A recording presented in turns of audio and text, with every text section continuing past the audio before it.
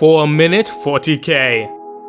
You face Lord Horik Canorum, son of High King Valeric Canorum, High Prince of House Canorum. Imperial Knights is a colloquial term used by the Imperium of Man to designate all types of heavy walkers that are way bigger than a dreadnought but not as big as a Titan across the Imperium of Man. The Imperial Knights have their origin back during the first days of the old human empire, when humanity first stretched into the stars aboard massive-sized colony ships. These mechs were made to both protect the inhabitants of the colony but also harvest and collect resources. Thankful for their massive protectors, the humans of this world dubbed them as knights. However, during the Age of Strife and Long Night, this term would go from being something of a theoretical purpose to full-on practical, as the colony worlds which upon these knights were developed into full-on feudalistic societies, with a hierarchy of a house and noble culture developing what became known as Knight Worlds, led by a Knight House. During the Great Crusade and the rediscovery of these planets, the Knight Houses were proposed with a choice. They had to join one of the sides of the Twin Empire, either pledging allegiance to Mars or to Terra. Those Knight Houses aligned with the Mechanicus often lean more towards a spiritual aspect and are much more traditional and conservative, whereas those who align themselves with Imperium are much more warlike, and they commit their Knight Houses into more of a military order rather than the traditional noble house. They served admirably during the Great Crusade and proved to be an asset that was utterly indispensable, as they had a middle ground between the massive Imperial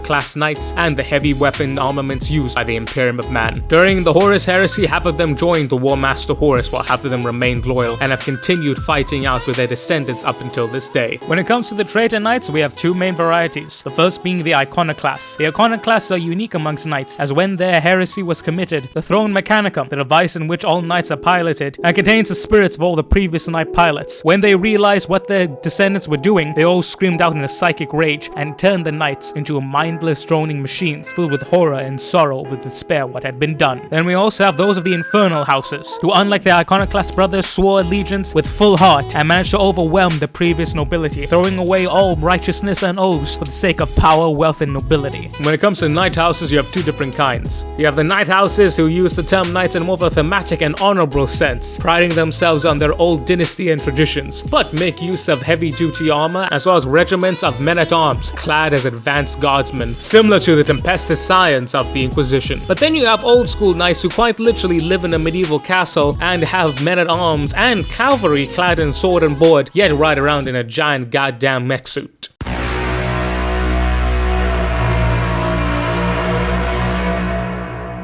40k is crazy. There are four main classes of knights, the first one being the Armiger class, those being the scout variants which are used to support the main class, that being the Quaestorus class. Yes indeedy, the poster boy, the good old paladin armed with a Reaper chainsword and a rapid fire battle cannon. Not to be confused with the Knights Erastus, which is essentially a faster, more heavily armored and more funky version of the Quaestorus. You then have the chunky fellas of the Dominus class, the two major ones being the good old Knight Castellan armed with a volcano cannon and macroplasma incinerator, baby. And then of course we have everyone's favorite, the Knight Valiant, armed with a conflagration cannon and a thunder coil harpoon, aka a massive fuck-off flamethrower and a spear thrower big enough to shank Godzilla. Then we have the final pattern, the Acasus pattern. These are the largest and most destructive types for Imperial Knights and are basically the size of a Scout Titan, and carry weapons that are just as devastating, with the greatest amongst their order having several kills on even medium-class Titans. There are also knights who don't hold any allegiance to any household, and these are known as Freeblade Knights. They travel around as knight mercenaries, going from conflict to conflict, serving and protecting either for coin or a sense of duty and nobility. They're known as Dreadblades on the Chaos side, cause edgy. All in all,